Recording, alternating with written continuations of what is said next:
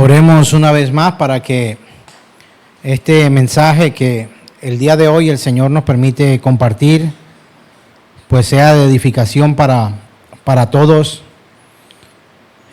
Usted podría decir, especialmente para mí, cada uno de nosotros podría decir especialmente para mí, porque es su palabra la que nos va a guiar de acuerdo a su voluntad. Quizá en muchos momentos hemos pedido a Dios que nos guíe, que nos muestre su camino, que nos revele su propósito y su voluntad. Así que pidamos hoy a Dios que a través de esta escritura su palabra pueda ser revelada a nuestras vidas y podamos comprender el propósito por el cual hoy estamos reunidos aquí en este lugar. Dios ha permitido que estemos acá, y a los que están conectados, que estén conectados ahora.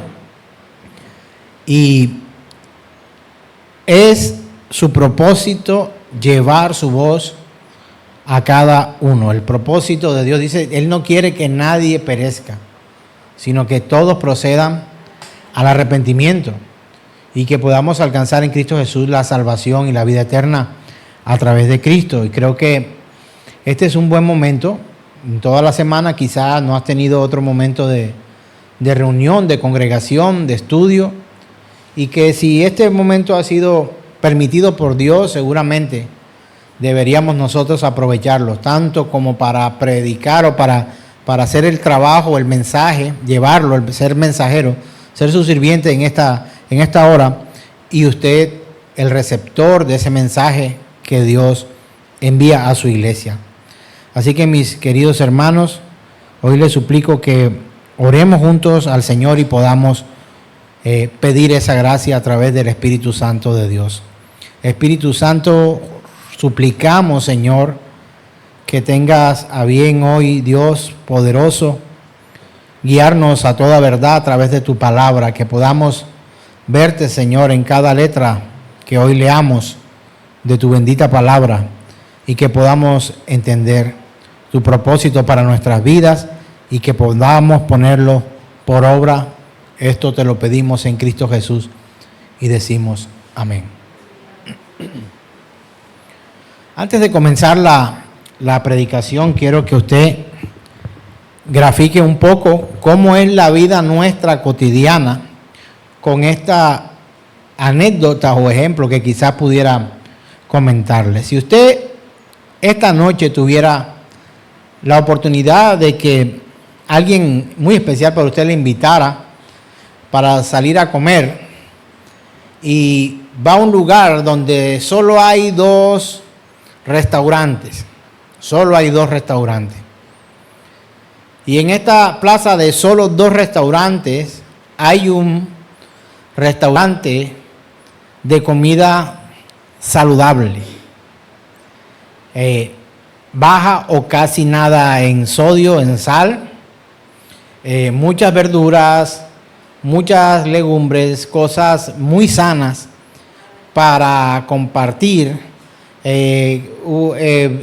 Si hay una carne o hay algo, una proteína completamente limpia de excesos de grasas y de cosas que pudieran ser dañinas de una u otra forma para el cuerpo. Y luego el segundo restaurante solo ofrece comida desbordante, perros calientes, hamburguesas, todo este tipo de comida que usted y yo sabemos que no es muy saludable. Y usted va a tener la oportunidad de escoger uno de los dos lugares, muy finos por cierto, todo muy fino. Tanto el lugar donde se come desbordadamente, cabe notar que en el lugar de comida saludable también te van a dar una porción saludable. Te van a dar una porción saludable. Seguramente usted, si come mucho, dirá, seguramente es poquito. Pero no, es una porción saludable, como tú deberías comer. Yo le pregunto sinceramente, con honestidad, ¿A cuál de los dos lugares usted quisiera ir? ¿Al saludable o al desorden? Alce la mano los del desorden. Y la mano a los que quieren ir a ese restaurante de comida saludable. Ensaladitas, cositas. 3. Muy bien. Hermanos, de una u otra manera, nuestra vida cristiana se asemeja un tanto a eso. Se asemeja un tanto a eso.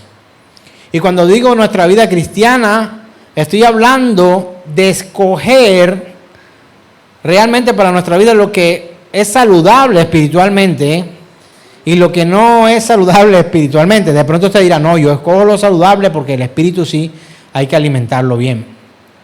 Y posiblemente usted decida o elija de la mejor manera ir a un lugar donde la predicación del evangelio es conforme a la escritura, fundamentada en la palabra, orientada a la palabra, de acuerdo a la palabra, encaminándonos al cumplimiento de la palabra, y usted pueda escoger eso de esa manera. Pero quizá lo difícil en esta vida cristiana, quizá comparándolo con la comida, es un poco más difícil digerirlo en cuanto a la comida espiritual saludable, porque esta comida espiritual saludable debería producir en nosotros resultados saludables. Ahora nos devolvemos nuevamente al restaurante. Si nosotros vamos a un restaurante de comida chatarra, por llamarlo de alguna manera, que para muchos de nosotros, nuestra opinión es que es muy deliciosa, créanme que dará unos resultados en su vida. Le va a dar unos resultados. Usted va a subir de peso, y si no sube de peso, igual los órganos se le van a llenar de grasa, va a empezar a subirse ciertos parámetros de salud como el colesterol, triglicéridos, el azúcar, glicemia, todo este tipo de cosas empieza a sufrir una variación. ¿A dónde quiero llegar con esto para ser un poco más sucinto en esto? De acuerdo a lo que nosotros escojamos para alimentarnos, así serán los resultados. Ahora, es posible incluso alimentarnos bien espiritualmente y tener una mesa servida con lo que Dios quiere que nosotros comamos. Dice la palabra de Dios, Él lo asemeja a la comida. Dice, no solamente de pan vivirá el hombre, está hablando de comida física, sino de toda palabra que sale de la boca de Dios. No está diciendo el pan es malo. Y cuando está hablando pan, está hablando de la palabra pan, significa todo en cuanto a alimento. Pero no solo de pan, no solo de esto que vemos o comemos de una forma u otra materialmente, que nos alimentamos, no solo de pan vivirá el hombre, sino de toda palabra que sale de la boca de Dios. Estamos diciendo, o el Señor ha dicho, que el pan es necesario, pero la palabra de Dios es indispensable, dicho de una u otra forma. Y quiero que hoy podamos tratar un tema que, si usted lo ve en pantalla, no sé si Vale me ayuda con la imagen allí, dice capaces, pero antes de ese capaz y capaces, hay un in. Entonces, algunos de nosotros consideramos, para hablar de la comida, que somos incapaces de mantenernos firmes en una dieta saludable. Yo no sé si a usted le pasa, pero en mi caso, soy incapaz quizá de completar todo el año en una dieta saludable, y de una u otra manera en algún momento me descacho, como decimos acá en nuestra región. O sea, como me desfaso, salgo del control y termino haciendo lo que no quiero. Pero en cuanto a la vida espiritual, a veces nos creemos capaces, pero a la hora de que el Señor pesa nuestros corazones, nuestras vidas, nos hemos dado cuenta que somos incapaces. Entonces el tema de hoy es capaces, incapaces. Y hace parte de la serie un llamado a la fe que hemos trabajado todo este año. Para ello vamos a leer, por supuesto, la Escritura, una porción considerable del capítulo 1 de Romanos, capítulo 1, verso 18 al 32, y vamos a encontrar allí la siguiente Escritura. El Señor nos ayude a comprenderla. Dice la Escritura: porque la ira de Dios se revela desde el cielo contra toda impiedad e injusticia de los hombres, que detienen con injusticia la verdad. Porque lo que de Dios se conoce les es manifiesto, pues Dios se lo manifestó. Porque las cosas invisibles de Él, su eterno poder y deidad, se hacen claramente visibles desde la creación del mundo, siendo entendidas por medio de las cosas hechas, de modo que no tienen excusa. Ojalá usted haya comprendido esto. Dios se ha manifestado con lo visible, con lo invisible, con absolutamente todo a los hombres, y nadie tiene excusa de que Dios se ha manifestado. Verso 21 dice: pues habiendo conocido a Dios, no le glorificaron como a Dios, ni le dieron gracia, sino que se envanecieron en sus razonamientos, y su necio corazón fue entenebrecido. Profesando ser sabios, ¿qué pasó? Se hicieron necios. Cambiaron la gloria del Dios incorruptible en semejanza de imagen de hombre corruptible, de aves, de cuadrúpedos y de reptiles. Por lo cual Dios también, Dios los entregó a la inmundicia. ¿Qué pasó primero? Ellos cambiaron esa gloria de Dios por cosas de este mundo, dice. Se envanecieron en su razonamiento y su necio corazón fue entenebrecido. Profesando ser sabios, se hicieron necios y cambiaron la gloria de Dios incorruptible en semejanza de imagen de hombre corruptible, de aves, de cuadrúpedos y de reptiles. Eso hicimos nosotros. ¿Y qué ocurre con Dios? ¿Qué hace Dios? Verso 24 dice: por lo cual Dios también los entregó a la inmundicia. De una u otra forma está diciendo, Dios dejó que ellos siguieran su vida como ellos quisieron, en la concupiscencia de sus corazones, de modo que deshonraron entre sí sus propios cuerpos, ya que cambiaron la verdad de Dios por la mentira, honrando y dando culto a las criaturas antes que al Creador. ¿Se parece esto al mundo de hoy? Yo creo. Cambiando, mire, dándole culto a las criaturas antes que el Creador, el cual es bendito por los siglos. Amén. Verso 26. Por esto Dios los entregó a pasiones vergonzosas, pues aún sus mujeres cambiaron el uso natural por el que es contra naturaleza.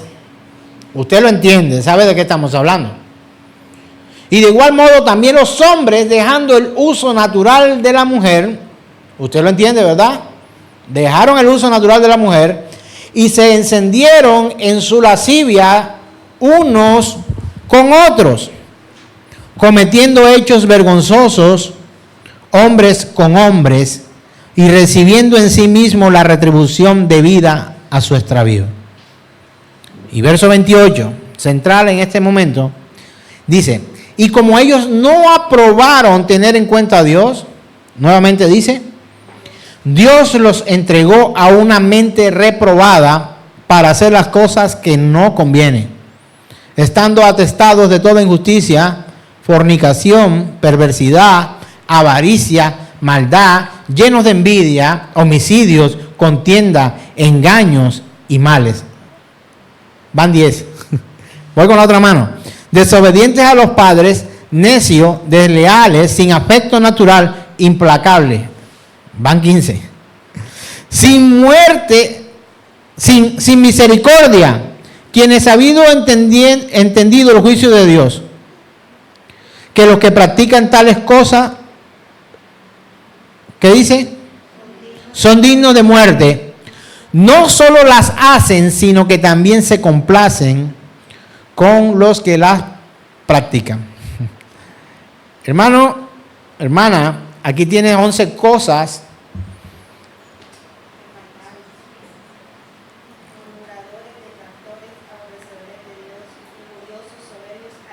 Wow. Contemos más. Van 11. Verso 30. Murmuradores, detractores, aborrecedores de Dios, injuriosos, soberbios, altivos, inventores de males. ¿Cuántas cosas? Más de 20. Y hemos estado viviendo y conviviendo con todo este tipo de maldad humana. ¿Cuál fue la razón? ¿Cuál fue la razón? La razón es que ellos trataron de cambiar a Dios por todas estas cosas. Procuraron cambiar a Dios por todo esto. ¿Con qué objetivo? Poder llevar a cabo todas las acciones de su depravada mente, de su mente entenebrecida. Yo quiero hacer una pregunta y que usted se la responda de manera honesta, de manera interior. Usted mismo respóndasela. ¿Ustedes luchan con esta tremenda lista que hemos leído hoy de cuestiones? ¿Quiere que se la recuerde?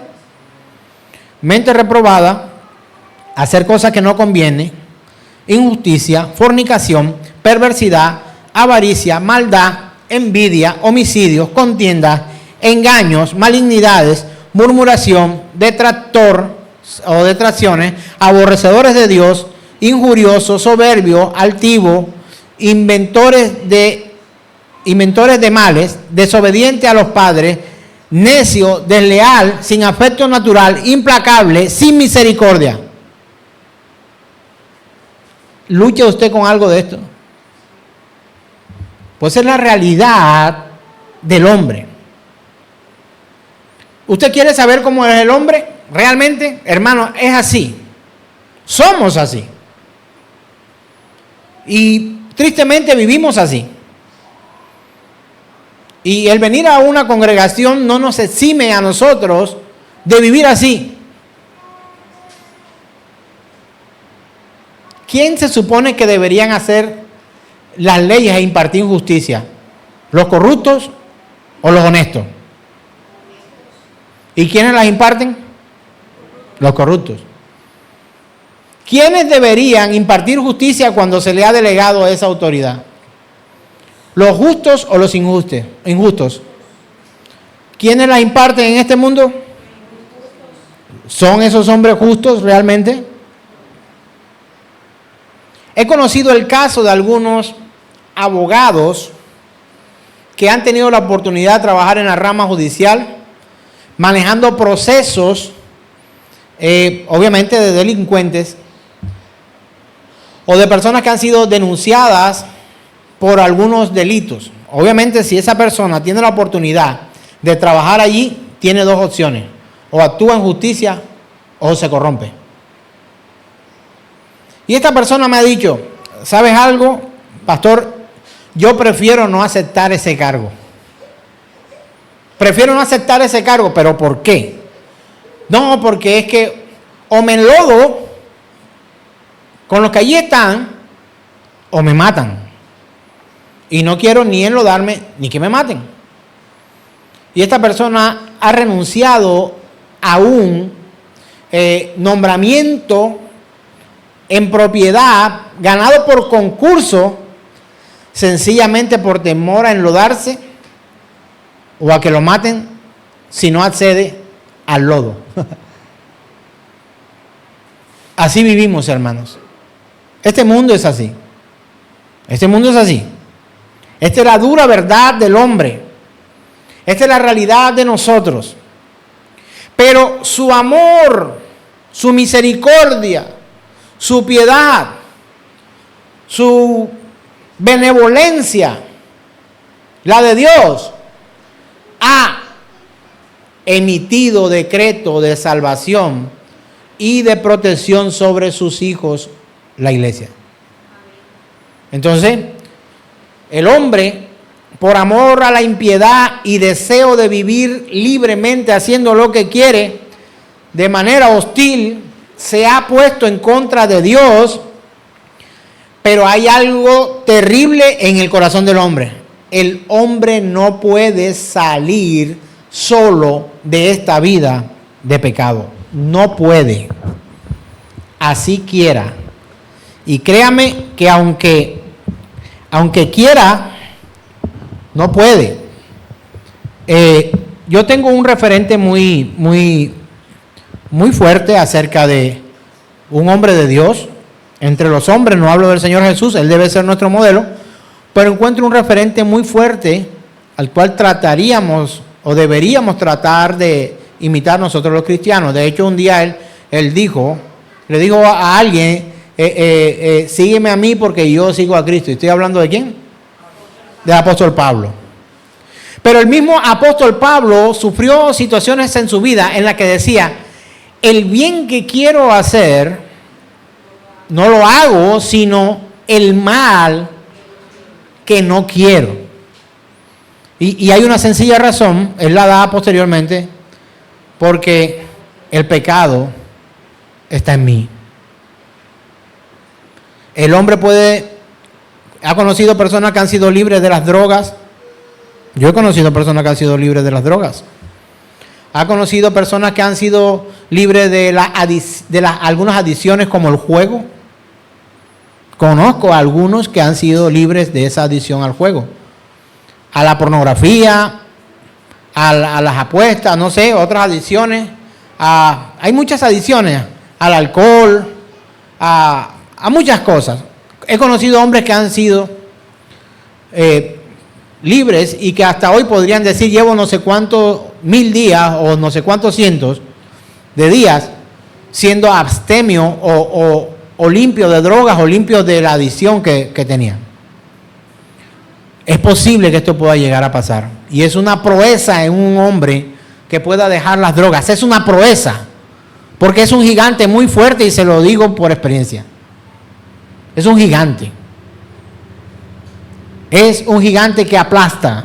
Es un gigante que acaba con la familia, acaba con la credibilidad, acaba con la dignidad, acaba con muchas cosas.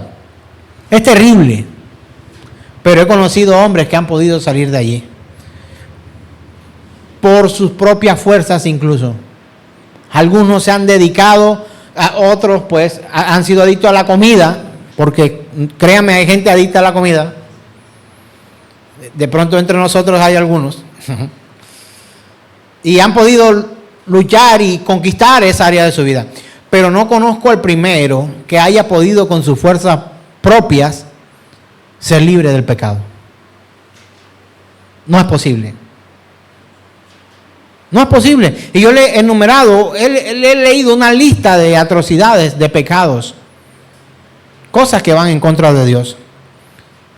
Hermano, hermana, somos incapaces por cuenta propia ser libres del pecado.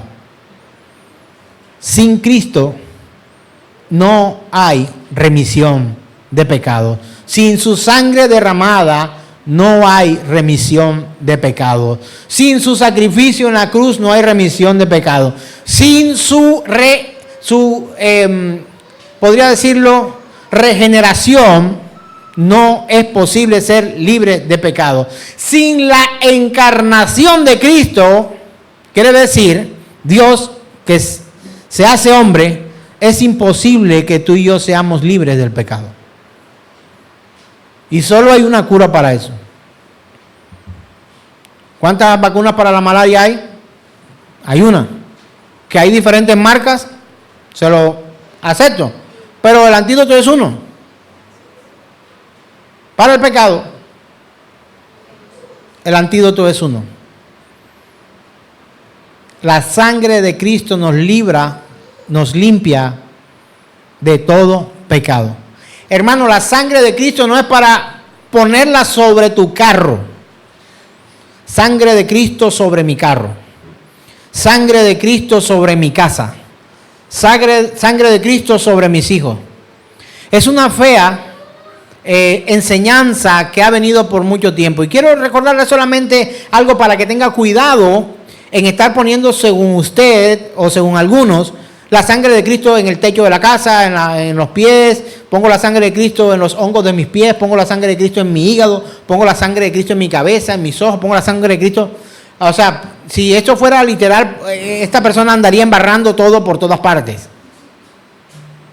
Pero cuando Jesús estaba al lado de Barrabás y Poncio Pilato, y este pueblo clamaba que soltaran a Barrabás y liberaran a Barrabás y aprendieran a Jesús y le mataran a Jesús, estos hombres que tenían de una u otra manera la autoridad para permitir o no la muerte de Jesús, le preguntaron a los que solicitaban esto, y aquellos dijeron: la sangre de ese hombre sea sobre nosotros. ¿Sabe qué es eso? Culpa. Culpa. ¿Es que estaban diciendo? Mátalo, que yo respondo. ¿Usted ha leído esto en la Escritura? La sangre de él sea sobre nosotros. Y te aseguro que no la estaban pidiendo para remisión de pecado, sino para muerte y condenación. Así que ten tanto cuidado de andar con tu frasquito espiritual, regando sangre espiritual por todos lados, porque los sacrificios de sangre ya han sido cesados. Ya la sangre del Cordero Perfecto fue derramada. Y la sangre de Jesús, como dice la Escritura, es para el perdón de nuestros pecados, para limpieza de nuestros pecados. ¿Cuántas veces? Una sola vez y para siempre. ¿Cuántas veces debió morir Cristo? Una sola vez era suficiente.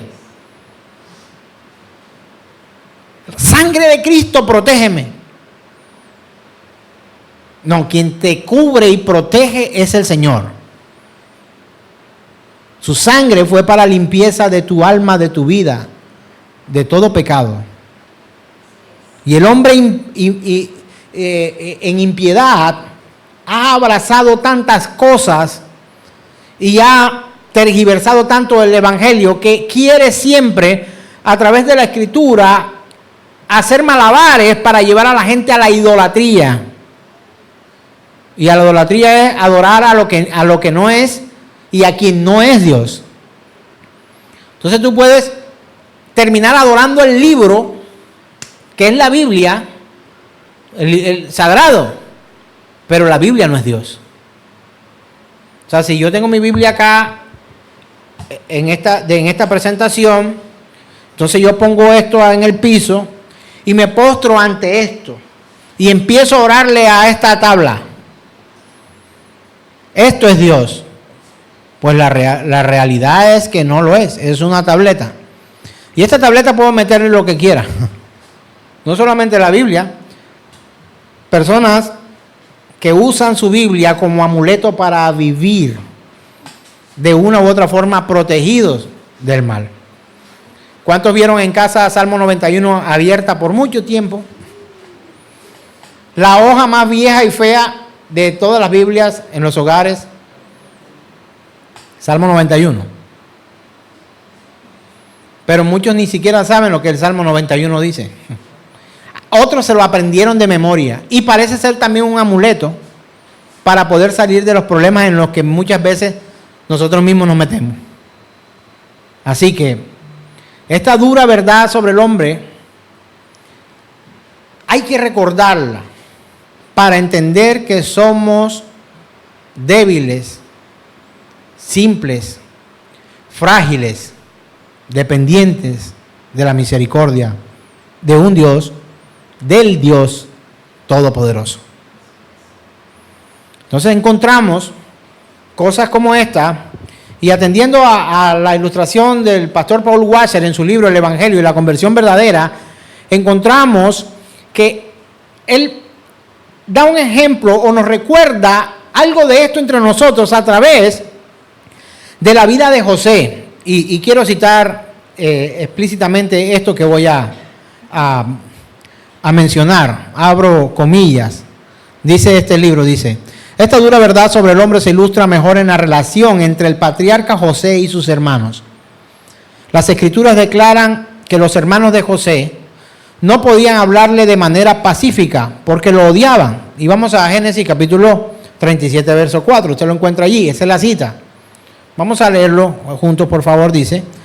Y viendo sus hermanos que su padre lo amaba más que a todos sus hermanos, ¿qué pasaba? Le aborrecían y no podían hablarle pacíficamente. Y escuche esto textualmente, abro comillas, dice: aquí vemos ilustrada con claridad la doctrina de la incapacidad moral. Los hermanos de José poseían la capacidad necesaria para comunicarse con él e incluso expresarle palabras amables. Sin embargo, fueron incapaces de hacerlo debido a su odio hacia él. Fueron incapaces porque no estaban dispuestos y no estaban dispuestos debido a su odio. Hermano, ejemplo claro en medio de nosotros. Fin de la cita. Dice, no podían hablarle pacíficamente. ¿Qué quiere decir esto? Pregunto, ¿estos hermanos de José tenían la capacidad de poder hablar pacíficamente? Sí, tenían la capacidad. De hecho, entre ellos hablaban pacíficamente. Pero el odio era sobre José. Pero su odio hacia José se manifestaba de tal manera que eran incapaces de hablarle de manera pacífica. Tristemente eso pasa en algunos hogares hoy. Padres que tienen la capacidad de poder hablar con sus hijos de manera pacífica, pero son incapaces de poder hacerlo. Esposos, hombres y mujeres, hijos que son incapaces de poder hablar de manera pacífica a sus padres. Todo es con piedras en las manos. Y hemos sido llamados por Dios a cambiar esto en nuestras vidas, en nuestros hogares. ¿No te cuesta quizá tener cierta relación personal con algún tipo de persona o con alguna persona? ¿Te pasa esto? Hay gente con la que tú tienes que suspirar y que toma aire, suspira y cuenta hasta 100.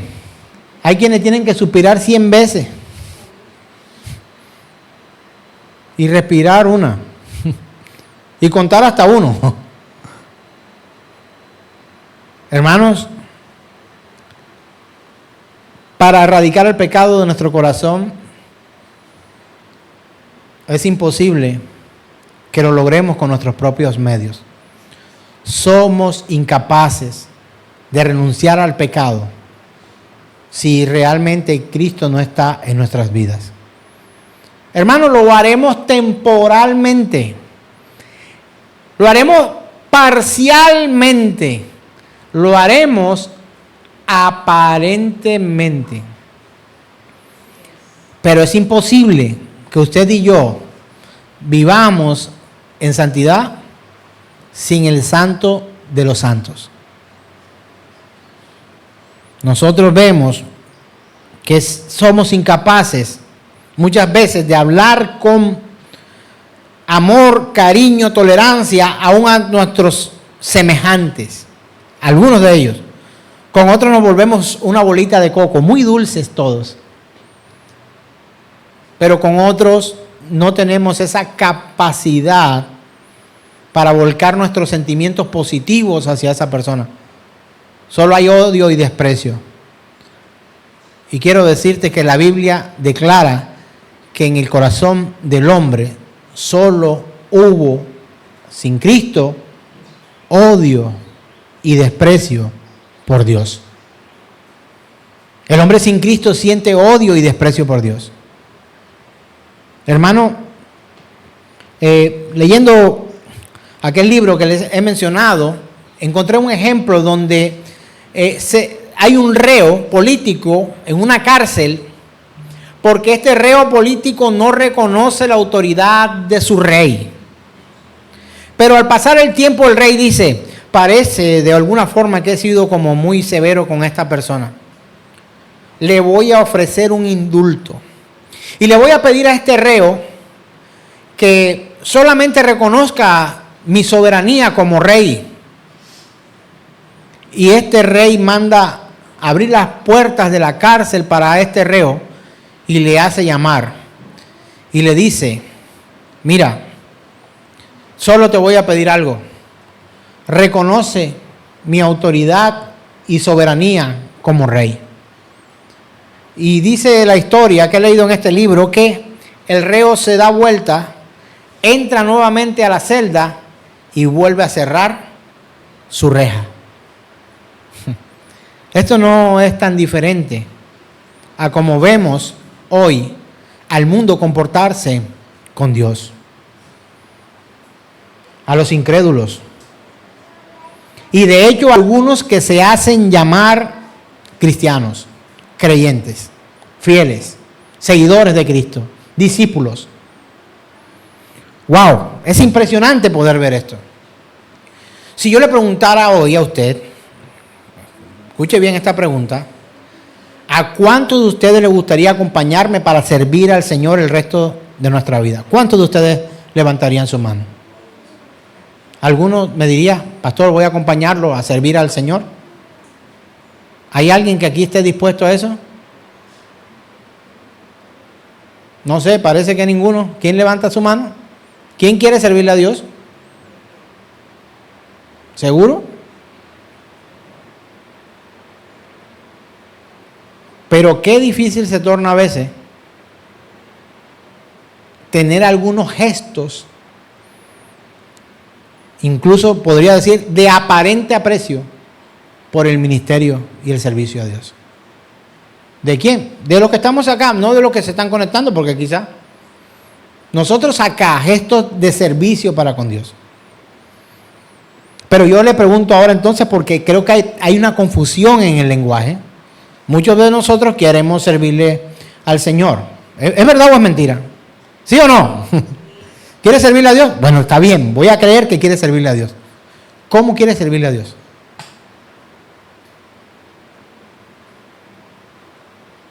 ¿Cómo a usted le gustaría servirle a Dios? ¿Comprando el pan de la cena?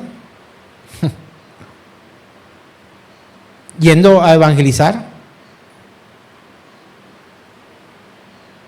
O sea, ¿qué es lo que hay en tu cabeza?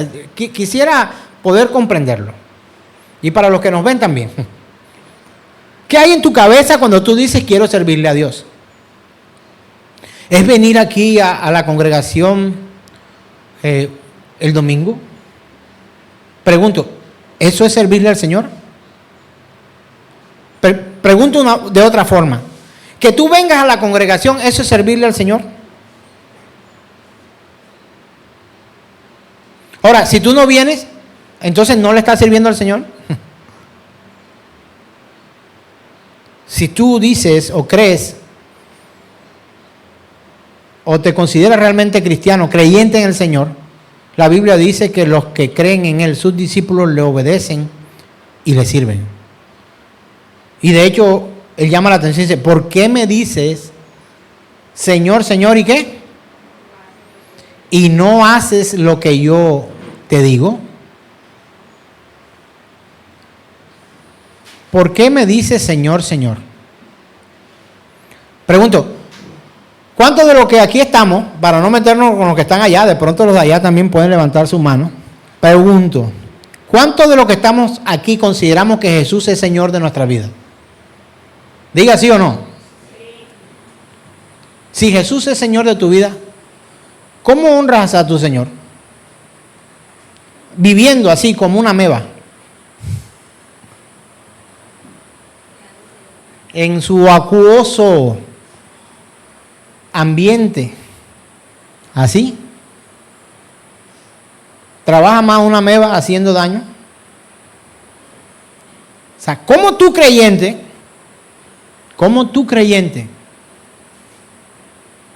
manifiestas tu amor por Dios? Dímelo. No es que yo digo que lo amo. ¿Así se manifiesta el amor? Digamos, también. Pero si yo lo digo y no lo hago, ¿Qué vienen a hacer mis palabras? Mentira, nada, vanidad, postura, apariencia. ¿Somos cristianos reales? ¿Somos creyentes? ¿Amamos lo que Dios ama? ¿Estamos dispuestos a renunciar a esa cantidad de cosas, maldad, avaricia, envidia, homicidio, contienda, engaño, murmuración, detracción, aborrecer a Dios, injuriosos, soberbios, altivos, inventores de males, desobedientes a los padres, necios, desleales, sin afecto natural, implacables, sin misericordia, injustos, fornicarios, perversos, ávaros, maldadosos, envidiosos, asesinos, contendientes, engañadores? Hermanos, necesitamos poner los pies sobre la tierra, sobre lo que es nuestro verdadero cristianismo. Tú vienes a la congregación y eso te hace creyente. Ni nos preparamos para venir a la congregación. Es triste. Sabemos que venimos a la congregación y ni nos preparamos. Claro, pero al día siguiente hay ruta de running. Camiseta, zapatos, todo ahí puesto. Levantado a las 4 de la mañana y la carrera a las 8:30. Listo, ya calentando antes de irnos. Nos vamos de paseo y eso, uy, mamá se levanta más temprano que nunca. Por favor, no va a dejar el vuelo. ¿Qué clase de cristianismo estamos llevando nosotros? Porque me parece que estamos siendo incapaces, muchas veces, de vivir una vida cristiana, de la cual el Señor diga, como dijo de la mujer sirofenicia, ¡wow! ¡Qué fe tan impresionante! Que se haga como tú dices. O como de aquel romano, no había hallado tanta fe en medio de estos manes. Oh, grande es tu fe, hágase conforme como quieres. ¿Cuántos tenemos fe aquí en este lugar? ¿Tiene fe? ¿Tiene fe? ¿Tiene fe? Yo le creo. El apóstol Pablo dice, muéstrame. ¿Se lo sabe? Muéstrame tu fe. ¿Por qué? Por tus obras. O por las mías. No es que yo tengo fe, mi pastor es espectacular. Mi pastor predica la palabra. Yo tengo fe porque quien me predica es él. ¿Tú puedes vivir tu vida cristiana por mi fe? ¿O yo puedo vivir mi vida cristiana por tu fe? ¿O por la de tu padre, tu madre, por tus hijos, por tu abuela, por tu...? No, hermano. Mis hijos no serán salvos porque hoy predico el evangelio. Si ellos llegaran a ser salvos es por el evangelio. No por el mensajero. El evangelio traerá la verdad de Cristo para que mis hijos pudieran alcanzar salvación. Pero si ellos no creen, si ellos no renuncian a su vida de maldad y de aborrecimiento a Dios, ellos son incapaces de llegar a la plenitud en Cristo Jesús. Son incapaces. Esta mañana me levanté a orar al Señor y le supliqué, ayúdame a llevar un mensaje que los edifique. Y creo que a veces los mensajes que realmente nos edifican son aquellos que nos hacen caer en cuenta de nuestra realidad actual en cuanto a nuestra fe. Y no aquellos que nos inflan el ego. Qué buenos somos, qué espectaculares somos. Uy, cuán grande es tu fe. Nos ayudaste con el vino. Qué fe tremenda tienes, hermano. No creo que sea una señal de fe. Mira cómo llego temprano a la congregación. Y yo tuve que tener que decirte a ti, wow, grande es tu fe porque todos los demás llegan tarde. ¿Será esto una muestra de fe? ¿O será incluso señal aún hasta de mal comportamiento? Hermanos, la vida cristiana es seria porque nuestro Dios es serio. Ajá, pastor, ¿y cuándo usted va a predicar algo que nos alegre el alma? No hay nada mejor para alegrar el alma que un alma sometida y sujeta a la palabra y a la voluntad de Dios. Se lo prometo, he tratado de ser libre por muchos medios del pecado y siempre vuelvo a Cristo. He tratado de dejar mis problemas corriendo, en bicicleta, viajando, en paseo, en pecado, en mil cosas. Pero vuelvo una y otra vez a los pies de mi Señor, porque me doy cuenta, no solamente que soy incapaz, sino que este mundo también es incapaz de proveer para mi vida lo necesario para alcanzar paz, tranquilidad, libertad, salvación. No la ofrece. El mundo no ofrece un camino para esto. Hermano, necesitamos vivir conforme a la voluntad del Señor. Estamos enfrentando problemas serios de ceguera espiritual. Serios. Somos superficiales ante el llamado de Dios. Yo veo a mi nieto Alejandro cuando viene a la congregación y tengo esperanza, ¿sabe? Tengo esperanza. Cuando veo a mi nieto, tengo muchas esperanzas. Yo quisiera que mis hijos predicaran el evangelio con denuedo, que se dedicaran a Dios. Ese es mi anhelo. Pero créeme que decidí por ellos hasta que cumplieron cierta edad. Hoy solo puedo opinar de sus decisiones. Pero ¿por qué tengo esperanza con mi nieto? Ahora, no es que tenga esa esperanza en mis hijos, no. Están en el proceso como usted, como yo, como todos. Pero tengo esperanza en que mi nieto crea también. No es que mis hijos no crean. Yo creo que creen. Pero tenemos, ¿y por qué pongo este ejemplo? Porque quizás lo toma usted y usted se me va a ofender. Mis hijos, si se me ofenden en esta oportunidad, en casa nos ponemos de acuerdo. Se lo aseguro.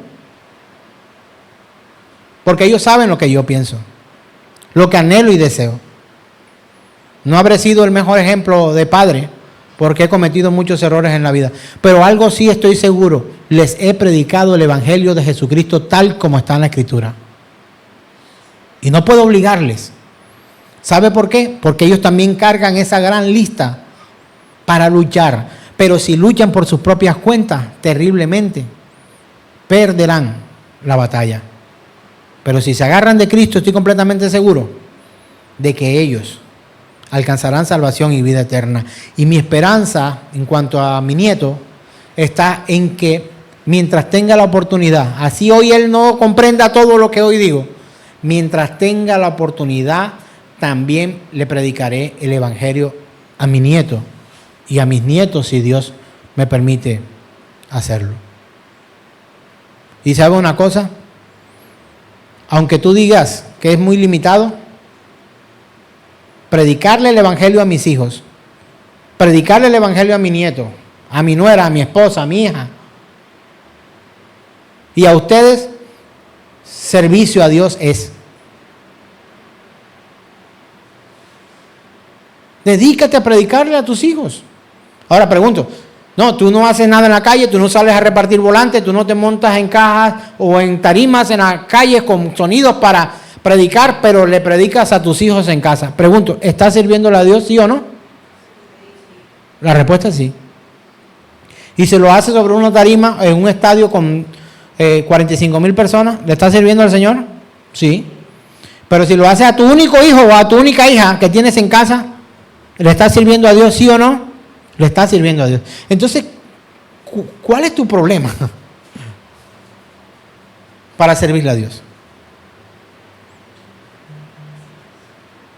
Y puedo poner ejemplos, y tendría que ponerlos conmigo, pero no se trata de decir lo que yo hago, sino lo que tú haces. Yo sé lo que hago para predicar a Cristo.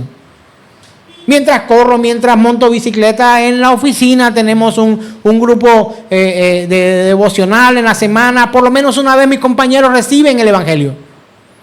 Imagínense si Dios me da a mí la oportunidad de predicar a mis compañeros de oficina, que son al menos 15.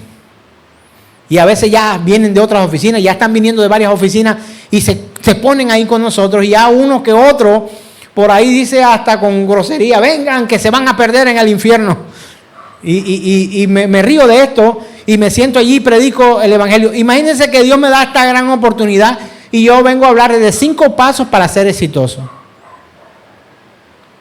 20 maneras de poder llegar a la plenitud de tu vida antes de los 40. O sea, hermano, si Dios me da la oportunidad de predicar, de anunciar algo a un grupo de personas en una oficina que no pago yo,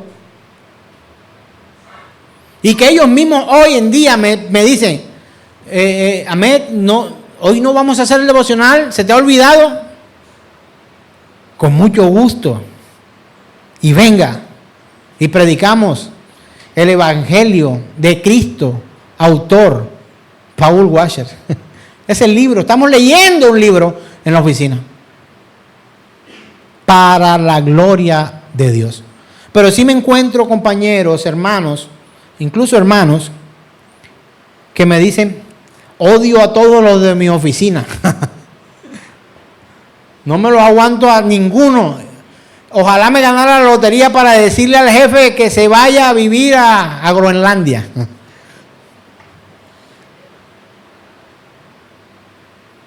¿Qué vida cristiana llevamos? ¿Somos capaces? ¿Somos incapaces? Isaías 53 dice lo siguiente. Verso 2. Subirá cual renuevo delante de él y como raíz de tierra seca. No hay parecer en él, ni hermosura. Le veremos más sin atractivo para que le deseemos. Está hablando de Cristo. Hoy el mundo no encuentra atracción por el Señor porque está entenebrecido. Y la única manera de que ellos salgan del entenebrecimiento es a través de la predicación del Santo Evangelio, como la Escritura dice. La Escritura declara que su enseñanza sería inaceptable para esta gente, que su verdad sería imperceptible y locura para ellos, sencillamente porque están entenebrecidos. Su corazón está ciego y no ve la profundidad de la verdad, ni de la salvación, ni de la perdición. No la ven. Y lo único que puede aclarar el camino para que nosotros podamos salir de nuestro pecado y ellos del pecado de ellos es predicando el Evangelio de Jesucristo. Somos incapaces por nuestros propios medios, hermanos. Quizá tu jefe tenga una de las cosas que hemos leído acá. De pronto es envidioso, vanaglorioso, de pronto, pero con el Evangelio. De pronto tu suegra sea murmuradora, grosera, o en fin, hemos leído una cantidad de cosas. Sin bondad, sin afecto natural, maldadosa. Quizá con el Evangelio. No, con el Evangelio ella escuchará la voz de Dios. Hermano, te ganas amigos de tus enemigos cuando a tus enemigos le predicas el Evangelio de Jesucristo. Mira, hay un Simón entre los discípulos del Señor, que no es Pedro, que era llamado el celote. ¿Y qué era el celote? ¿Qué era el celote? ¿Alguien me recuerda? Un hombre alzado en armas, guerrillero.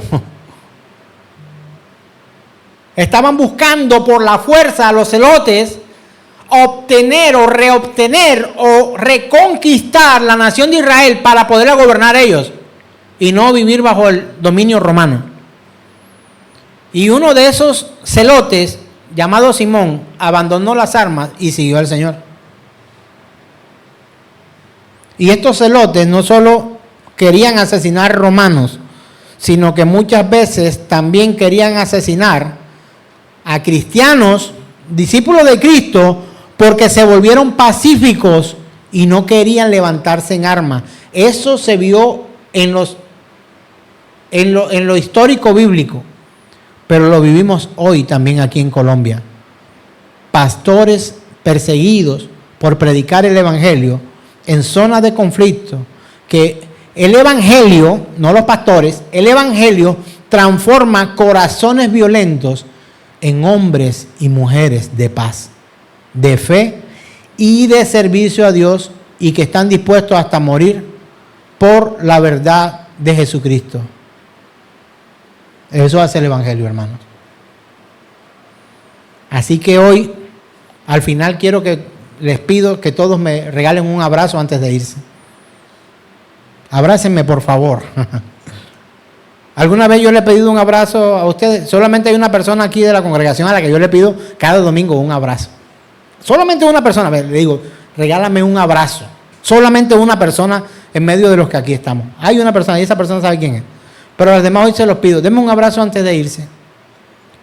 Porque igual este mensaje no se lo estoy predicando para que usted me odie. Pero si usted me odia, será el resultado pleno y anunciado de la Escritura que cuando prediquemos la verdad hay unos que nos van a odiar. Pero ¿sabe qué? Hay unos que nos van a odiar, pero también hay otros que se van a convertir al Evangelio. Por eso hay que predicar el Evangelio de Jesucristo.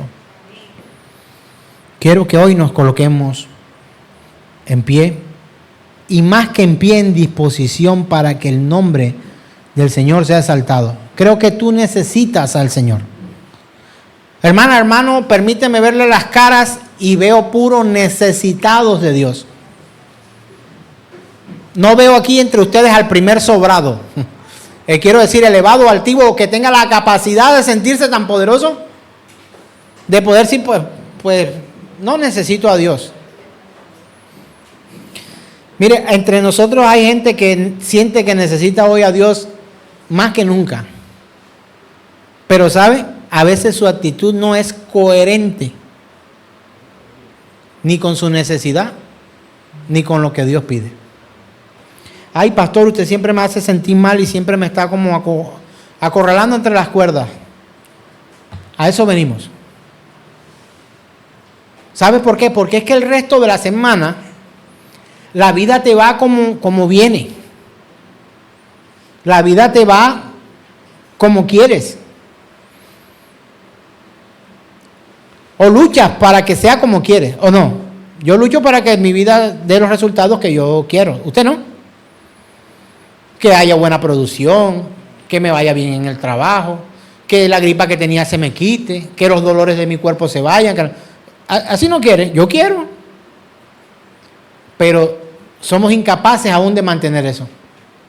Puede que no se produzca tanto, puede que me enferme no solo de gripa, sino que me dé paperas.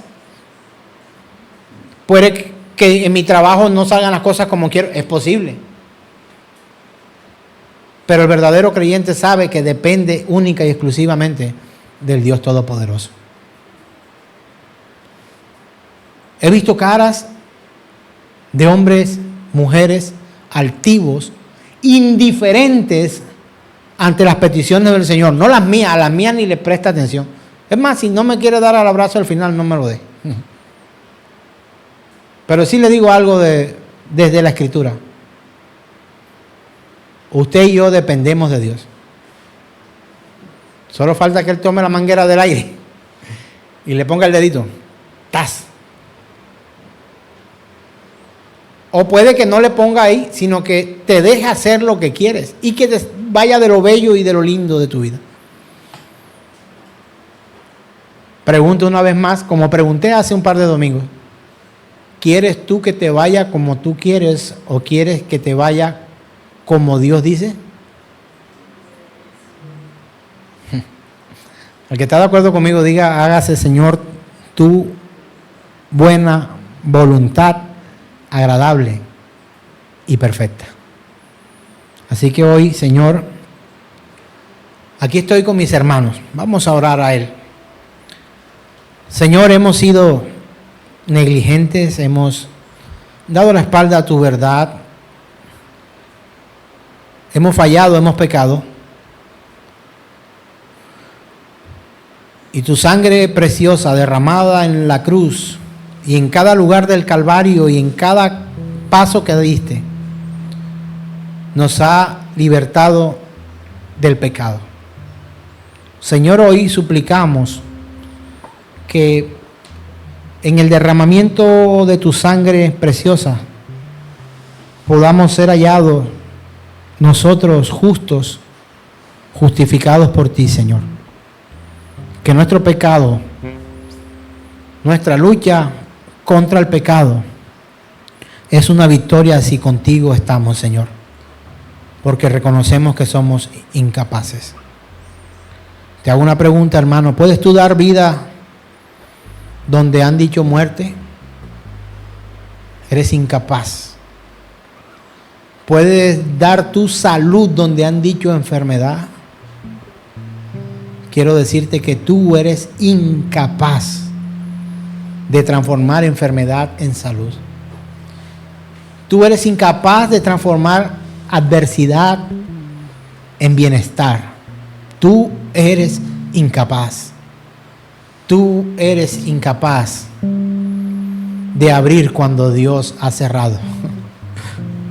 ¿Eres tú incapaz de cerrar cuando Dios ha abierto? Somos incapaces. Somos incapaces. La palabra de Dios dice en primera carta a los Corintios 2:14, pero el hombre natural no percibe las cosas que son del Espíritu, porque para él son locura. Y no las puede entender porque se han de discernir espiritualmente.